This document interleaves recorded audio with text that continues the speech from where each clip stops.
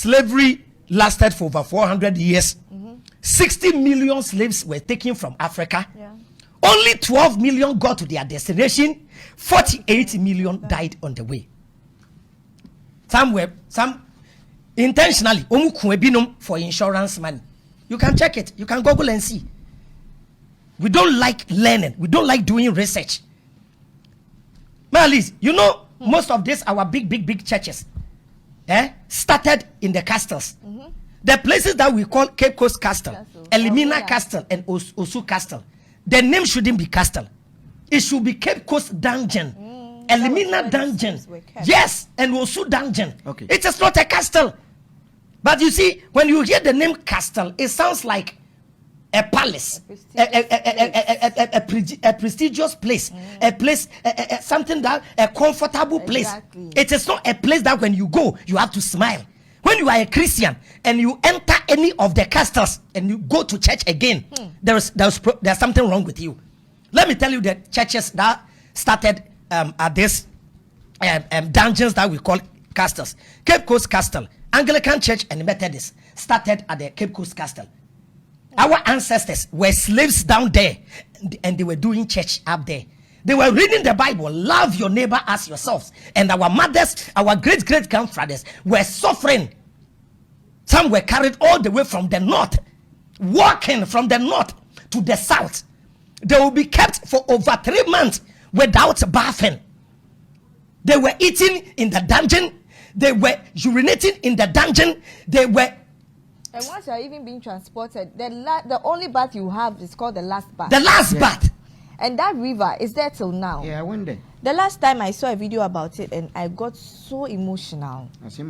Well, it's very sad. So Cape Coast Castle, Anglican Church and Methodist Church started at the Cape Coast Castle. At the Elimina Castle, Roman Catholic Church started there. Roman Catholic Church started at Elimina Castle. Then Presbyterian Church started at the Osu Castle. Malis, if I tell you this slavery thing was backed by the Bible, you will be shocked.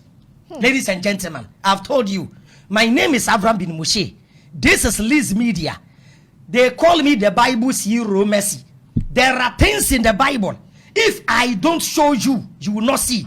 And pastors do not quote those verses. Let me show you one verse that pastors will not dare to quote because that verse doesn't make sense. Exodus chapter 21. Chapter 21, verse 20. Exodus 21:20. Look at what the Bible is coming to tell us. If a slave owner take a stake. Thank you. Malis, if this God of the Bible is telling people they can even beat their slaves, so instead of saying if you own you don't have to own a slave, but if somebody is staying with you, treat him or her as a brother or a sister. Wouldn't that be beautiful? Yes. But the God of the Bible is commanding that if a slave owner takes a stake and beat his slave, whether male or female, and the slaves die on the spot. And Malis, when you beat, imagine you have a maid, and you beat the maid, and the maid dies on the spot, the slave owner is to be punished, not to be killed, though, punished. Is it not life for life? Taking a life. Is it not life for life? But this God of the Bible is justifying that some people are born to be slaves and you have the right to beat them. But when you beat the slave and the slave dies on the spot, you have to be fined. Okay? You will be fined. Thank you. Continue. But if the slave does not die for the day or two, a day or two, the master is not to be punished. 2 days, you are not to be punished. Malis. Hey, Malis, what kind of God is this? So this is what the slave masters were using to beat our ancestors. If all of us are the children of God, none of us deserve to be a slave. If all of us are the children of God, we have to be proud as children of the Most High.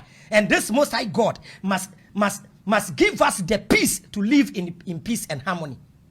Let's come to the New Testament. Okay. Ephesians chapter 6 verse 5. Ephesians chapter 6 verse 5. Slaves, obey your human masters. Telling slaves to submit to their masters. Continue. With fear and trembling. Obey them with fear and trembling. They are making this as if it is God commanding slaves not to rebel, not to retaliate.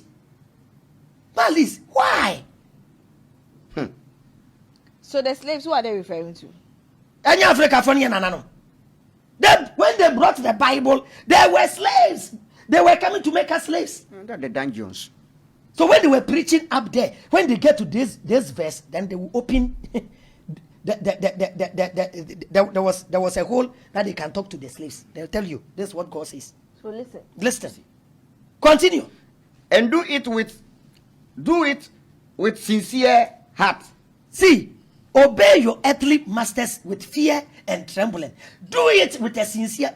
He will add something. Be smiling. Be smiling. Be smiling. Jauda, continue. As though you were serving Christ. You were serving Christ. Do this not only when they are watching you. Do this not only when they are watching you. Because you want to gain their approval. That means don't be a good slave only when your master is around. Psychologically telling you, even if your master is not around, continue being a slave. Keep on smiling. But with all your heart to do what God wants. Is that what God wants? As slaves of Christ. Slave of what Christ? Slave of your fellow human being, colonial master. Yeah. Now they are telling you, when you do it beautifully, you are serving Christ. Of course. It has been twisted nicely. Have you thought about this? You've read it, but you've not studied it.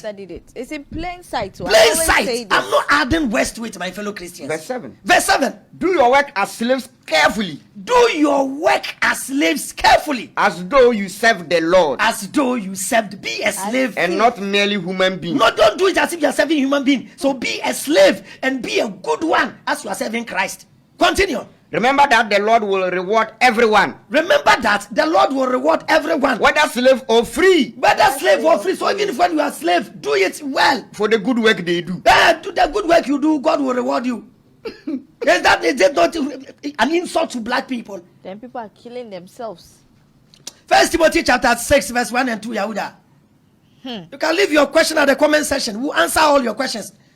My fellow black men, wise up. Yahuda, let's go. 1 Timothy chapter 6 verse 1 and 2. Verse 1 and 2. Verse 1 and 2. Those who are slaves must consider their masters worthy of all respect, forcing you to be submissive as whether a slave, whether you like it or not. Yahuda, repeat it again. Those who are slaves. 1 Timothy chapter 6 1 and 2. Those who are slaves must consider their masters worthy of all respect. Must consider their masters worthy of all respect, so that no one will speak evil of the name of God and our teachings. It has been bagged with the name of God. Bagged with the name of God, so that you may be a good and humble and submissive servant, thinking you are doing it for Christ. Indoctrination. Look at what is in the Bible. When I see Christians telling me this book is a divine book, I wonder what is wrong with their head. If you want to be angry, don't be angry with me, the reader. Be angry with the book I'm reading. Malice, I'm not the one who read the book. I'm reading it today, and you say I'm lying. I'm reading what is written. I'm reading what is written. Kurunabe. They yatro. So my people, please, if there are things in your book you don't like, please delete them. I'm not the one who wrote it. The burden of proof is upon him who makes a claim.